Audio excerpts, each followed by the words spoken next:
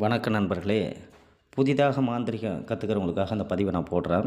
இந்த பதிவில் நாம் பார்க்க இருப்பது ஜாலக்கால் வசியம், தெய்வ ஜாலம். இதை பற்றி தான் நம்ம பார்க்க போகிறோம். இந்த ஜாலக்கால் வசியத்தை முதல்ல நம்ம பார்ப்போம்.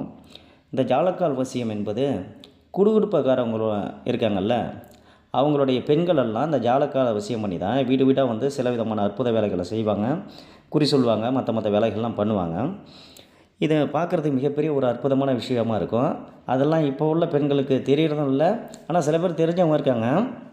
அதை இப்போ எப்படி செய்கிறது, அதுக்கான பொருள் என்னங்கிறத தான் நம்ம பார்ப்போம். மஞ்சள் கிழங்கு எடுத்துங்க. அது விரல மஞ்சளாக இருக்கட்டும் அல்லது குண்டு மஞ்சளாக இருக்கட்டும், அதில் ஒரு பாவை செஞ்சுங்க. பாவை செஞ்சுக்கிட்டு சித்திரை மூலங்கிறது ஒரு மிக அற்புதமான ஜாலங்கள் செய்யக்கூடிய மூலிகை. இது மருத்துவத்துக்கும் பயன்படுத்துவாங்க. இந்த மூலிகையினுடைய கொடியை எடுத்து அதை மேலேயே சுற்றி சக்தி பூஜை செய்யணும். அப்போ ஒரு பூஜை பண்ணணுன்னா எப்படி பண்ணணும் உங்களுக்கு எல்லாம் தெரியும். என்னென்ன பொருள் இருக்கணும், என்ன ஏதுன்ட்டு. அவல் பொரிகடலை, வெற்றிலைப்பாக்கு, பழம், பூவு, ஊதுவத்தி, கற்பூரம் இதெல்லாம் வச்சு நீங்கள் சக்தி பூஜை செஞ்சீங்க. சக்தி பூஜை செஞ்சு முடிச்சதுக்கப்புறம் ஒரு மனதாக டாகினி ஜாகினி ஜாலக்கால் தேவி நீராரா அப்படின்னு 1,00,000 நீங்கள் ஜெபித்தால் சித்தியாகி உன்னோடு விளையாடுவாள், பல அற்புதங்களை செய்யலாம், உலகத்தாரெல்லாம் மயங்கி கிடப்பர் அப்படின்னு சொல்லியிருக்காங்க. இது ஒரு அற்புதமான முறைங்க. ஆனால் பழைய காலத்து முறை. நீங்கள் சித்தி செய்தீங்கன்னா கண்டிப்பாக சித்தியாகும். சித்து செய்து வெற்றி அடைங்க. அடுத்தது தெய்வ ஜாலம். இந்த தெய்வ ஜாலங்கிறது எப்படின்னா, இல்லாத மாய தோற்றங்களை உண்டாக்குவது. அதாவது ஒரு இடத்துல பலவிதமான அமானுஷ சக்திகள்லாம் இருக்கும்.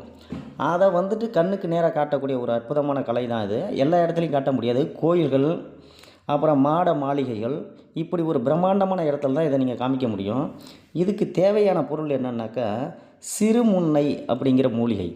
அந்த சிறுமுன்னைங்கிற மூலிகைக்கு காப்பு கட்டி பொங்கலிட்டு தூப தீபம் பலி இவைகளை கொடுத்து அந்த வேரை எடுத்துகிட்டு வந்து பொடியாக்கி நீங்கள் சீலையில் தடவி திரியாக்கிக்கணும். சீலைன்னு சொன்னாக்க துணி தான். அது துணியில் தடவி நீங்கள் திரியாக்கி ஐங்கோலத்தில் நனைத்து ஆவின் நெய்யினா பசு நெய்யின்னு அர்த்தம். சுத்த பசுனை, காராம்பசு நெய் இப்போ கிடைக்காது.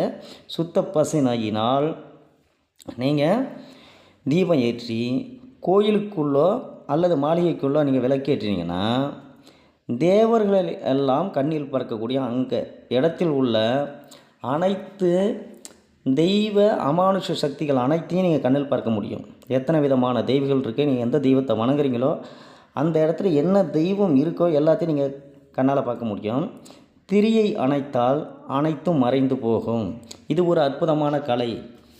இதை முன்னோர்கள் பலவிதமான ஜால வித்தைக்காக மற்றவங்கள பிரமிக்க வைக்கிறதுக்காக இதை பயன்படுத்தியிருக்காங்க.